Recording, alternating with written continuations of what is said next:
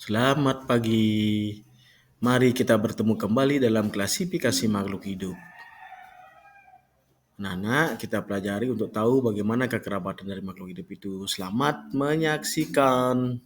Yang akan Ibu bahas adalah tentang dasar-dasar klasifikasi, kemudian tingkatan takson, binomial nomenklatur, dan kunci determinasi.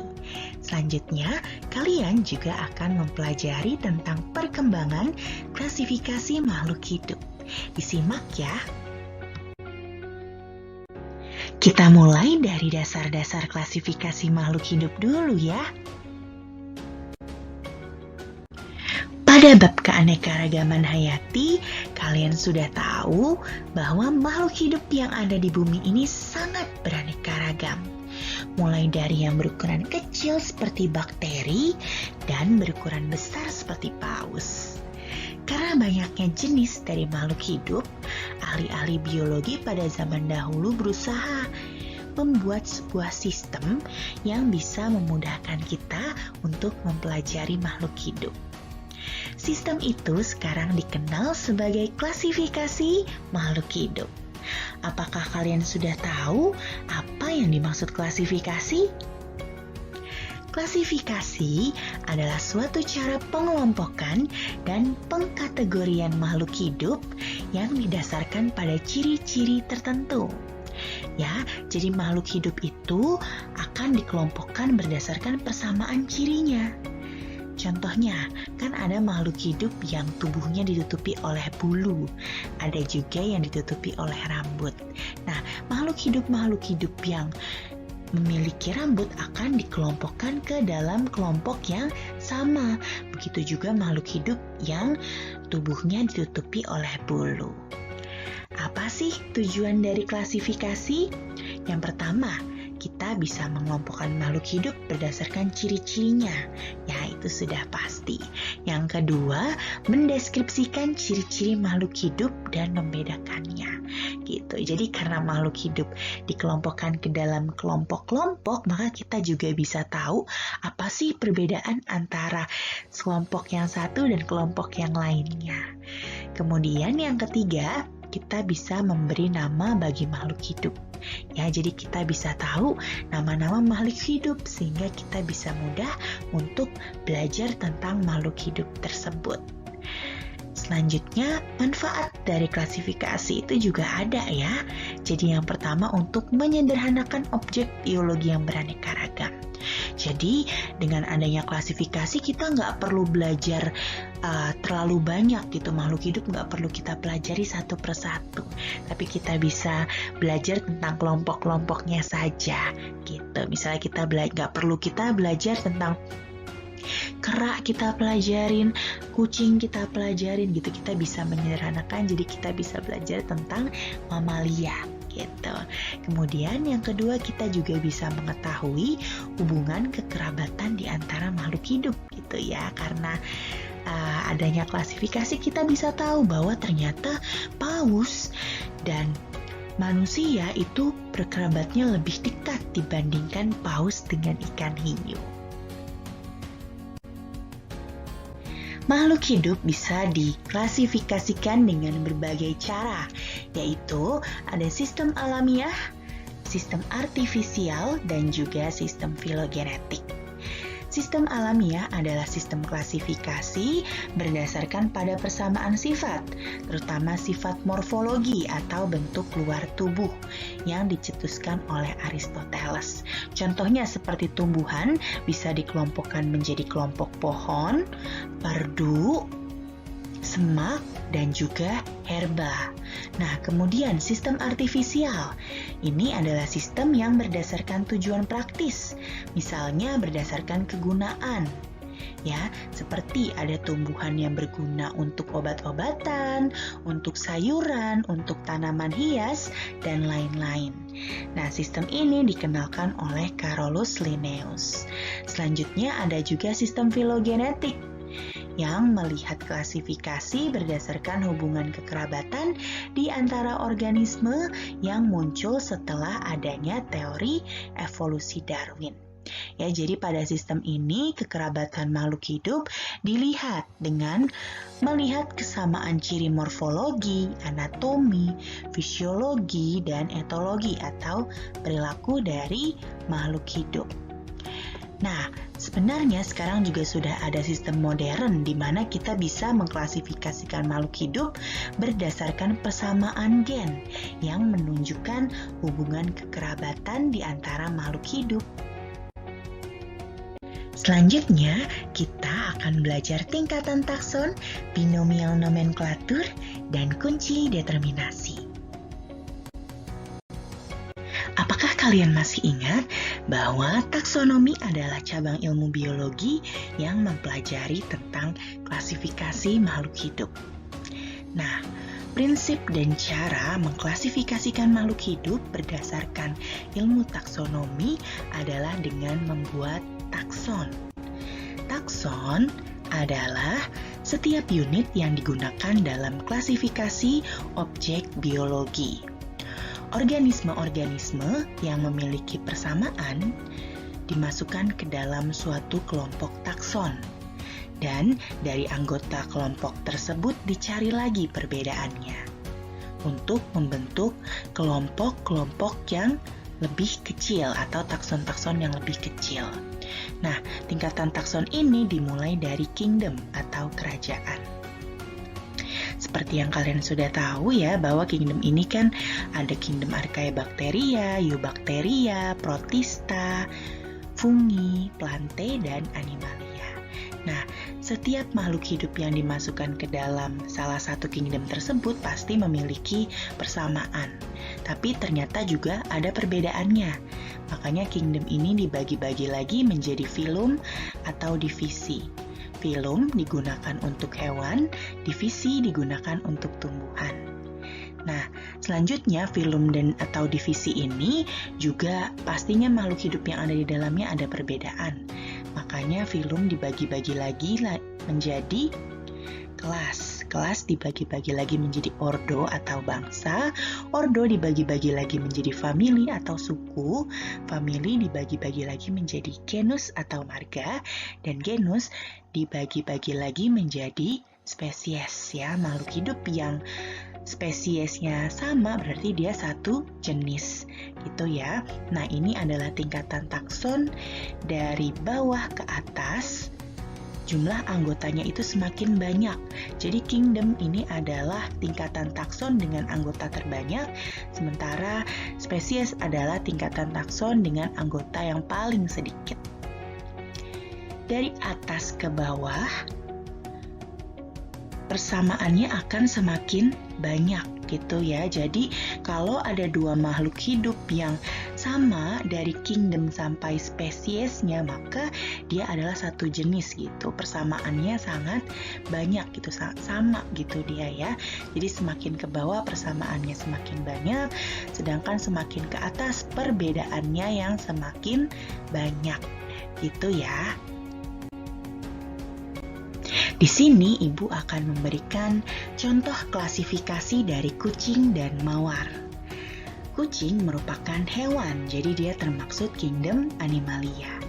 Filumnya termaksud filum Chordata, karena dia memiliki notochord pada saat perkembangan embrio. Kelasnya termaksud Mammalia, karena kucing memiliki kelenjar mamae untuk menyusui. Ordonya termaksud ordo Carnivora karena kucing adalah pemakan daging. Familinya termaksud famili Felidae, genusnya Felis dan spesiesnya Felis chatus. Kalau mawar karena dia adalah tumbuhan makanya termaksud kingdom Plantae. Divisinya termaksud divisi Magnoliophyta, yaitu tumbuhan berbiji tertutup yang memiliki bunga. Kelasnya termaksud Magnoliopsida, yaitu tumbuhan yang memiliki sepasang kotiledon atau berkeping dua. Ordonya termaksud ordo Rosales, familinya Rosaceae, genusnya Rosa, dan spesiesnya Rosa hybrida. Nah, yang perlu kalian perhatikan di sini untuk hewan, filum, tapi untuk tumbuhan, divisi. Nama yang diberikan kepada suatu individu makhluk hidup sering berbeda dari satu daerah dengan daerah yang lainnya, meskipun individu yang dimaksud sebenarnya sama. Untuk mengatasi hal tersebut dan memudahkan dalam ilmu pengetahuan, maka seorang ahli biologi dari Swedia, yaitu Carolus Linnaeus, mengemukakan sebuah aturan dan pedoman penamaan bagi kelompok individu yang disebut binomial nomenklatur. Binomial nomenklatur adalah cara penamaan makhluk hidup dalam bahasa ilmiah yang berlaku secara universal, sehingga tidak akan terjadi tafsiran ganda untuk nama spesies. Nah, bagaimana tata penamaan makhluk hidup dalam binomial nomenklatur? Yang pertama, penamaan menggunakan bahasa Latin atau yang dilatinkan. Yang kedua, kata pertama menunjukkan genus dan kata kedua menunjukkan spesies. Contohnya, nama ilmiah untuk jagung yaitu Zea mays. Zea menunjukkan genus, mays menunjukkan spesies. Nah, selanjutnya kata pertama dimulai dengan huruf kapital dan kata kedua dimulai dengan huruf kecil. Ya, jadi di sini nama genusnya besar ya kata depannya, sementara untuk spesiesnya kecil. Selanjutnya, nama spesies ditulis dengan dicetak miring jika diketik ya. Jadi ketika diketik ditulisnya miring seperti ini dan digarisbawahi secara terpisah jika ditulis tangan ya, seperti yang ini. Jika kata petunjuk spesies terdiri atas dua kata atau lebih, digunakan tanda hubung. Contohnya, nama ilmiah untuk kembang sepatu yaitu Hibiscus rosa sinensis. Karena petunjuk spesiesnya terdiri dari dua kata, maka harus digunakan tanda hubung. Selanjutnya, nama spesies dapat diakhiri dengan notasi autor. Autor itu adalah orang yang memberi nama Latin spesies tersebut. Contohnya, Oryza sativa L. Ya, di sini L itu sebenarnya adalah singkatan dari Linnaeus. Karena Linnaeus adalah orang yang memberi nama Latin padi. Ya, jadi dia yang memberi nama Oryza sativa. Selanjutnya, singkatan SP di belakang nama genus digunakan jika spesiesnya tidak diketahui. Contohnya Citrus sp. Nah, SP ini artinya nama spesiesnya itu belum atau tidak diketahui.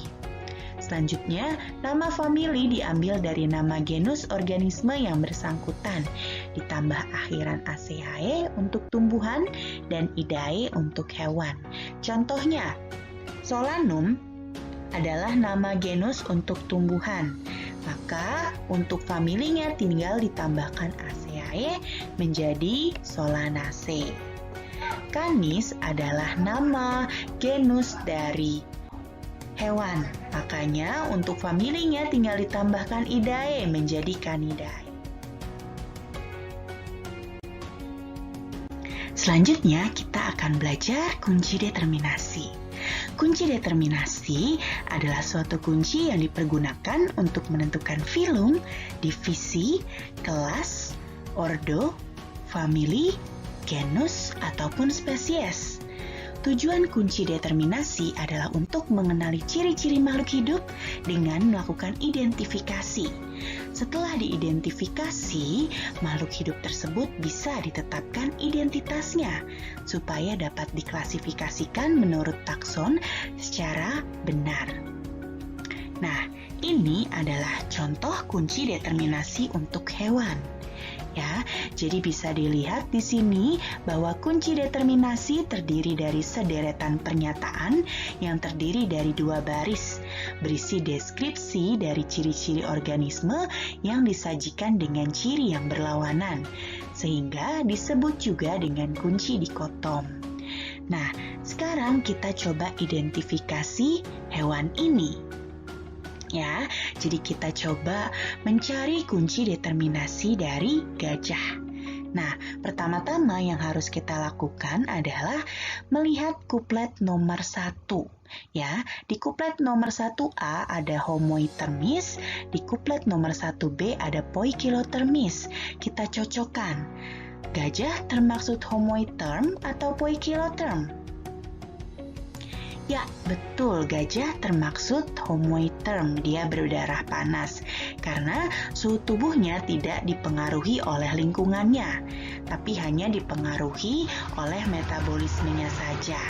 Nah, oleh karena itu, kuplet yang benar adalah 1A. Ya, nah 1A ini terhubung ke nomor 2. Berarti sekarang kita lihat nomor 2. 2A hidup di darat, 2B hidup di air. Gajah hidup di darat ataukah di air? Ya, betul. Gajah hidupnya di darat. Nah, berarti 2A ya. Nah, 2A ini terhubung ke nomor 3. Sekarang kita lanjutkan ke nomor 3.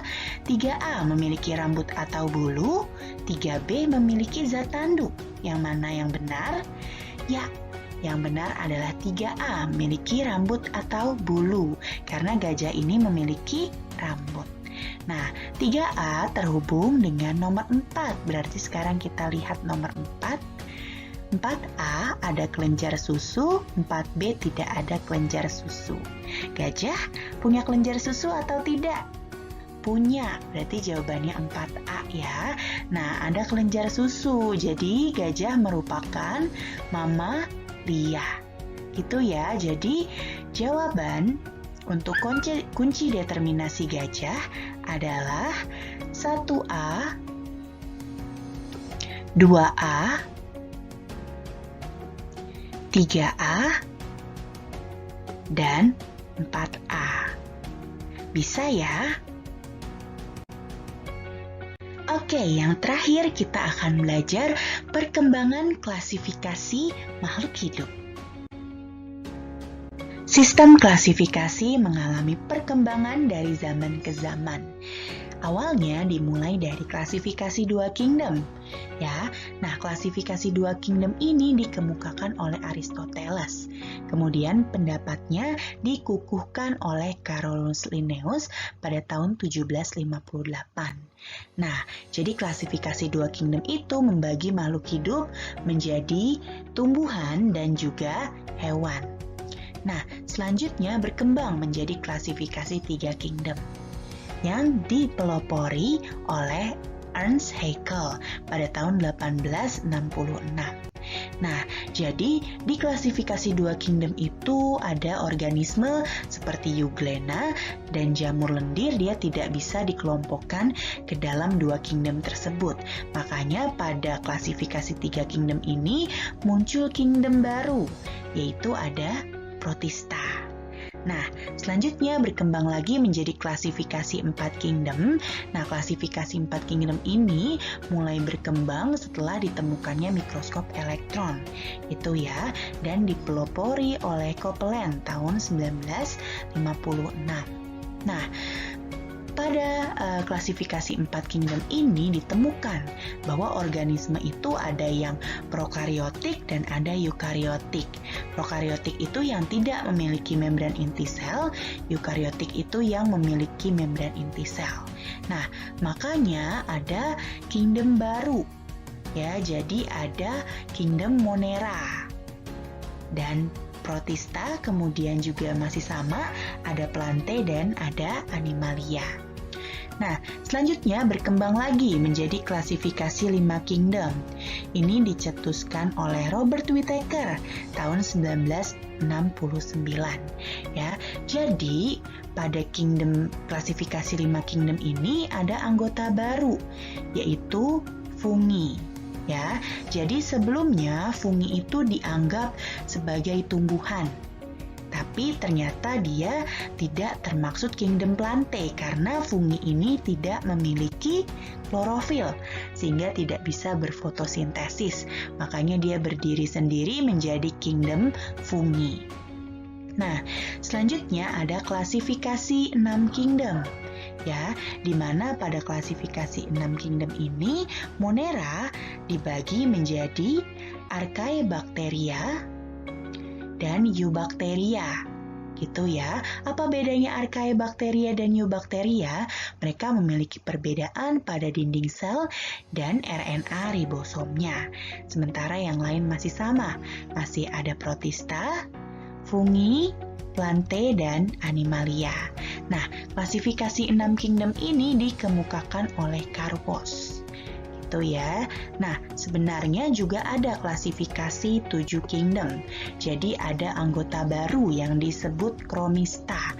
Dan Chromista ini dia anggotanya itu terdiri dari sebagian anggota kingdom fungi dan kingdom protista.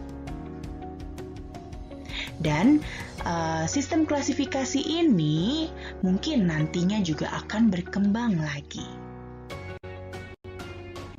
Selain membagi makhluk hidup menjadi 6 kingdom, Karwas juga mengklasifikasikan makhluk hidup menjadi 3 domain, yaitu domain bakteria, archaea, dan eukarya. Nah, pembagian ini didasarkan oleh ada tidaknya membran inti dan adanya perbedaan struktur RNA ribosom pada bakteria dan archaea. Nah, pada klasifikasi 3 domain ini, domain eukarya sebenarnya terdiri dari kingdom protista, fungi, plante, dan juga animalia. Nantinya kalian akan belajar tentang kingdom-kingdom makhluk hidup secara mendetail dalam satu bab. Makanya sekarang kalian harus tahu dulu nih, apa sih yang mendasari perbedaan kingdom-kingdom ini sehingga dikelompokkan menjadi kelompok yang berbeda. Mulai dari Monera. Walaupun Monera sebenarnya terdiri dari Archaebacteria dan Eubacteria, tapi mereka punya persamaan, yaitu mereka uniseluler, prokariotik, ada yang autotrof dan heterotrof. Selanjutnya protista. Protista ini adalah organisme uniseluler, ada juga yang multiseluler, kemudian dia eukariotik, ada yang autotrof, ada juga yang heterotrof. Selanjutnya fungi. Fungi adalah organisme uniseluler, ada juga yang multiseluler, dia eukariotik dan dia heterotrof. Nah, selanjutnya plante. Plante ini adalah organisme multiseluler, eukariotik dan dia autotrof. Dan yang terakhir animalia adalah organisme multiseluler, eukariotik dan dia heterotrof. Cukup sekian materi hari ini. Semoga kalian bisa memahami ya apa yang sudah Ibu sampaikan. Jika ada pertanyaan, kalian bisa bertanya di kolom komentar. Jika kalian suka dengan video ini, kalian bisa like dan subscribe. Nah, itu tadi materi tentang klasifikasi.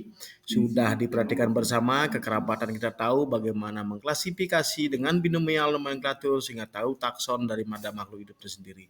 Sekarang lanjutkan dengan tugas mandiri.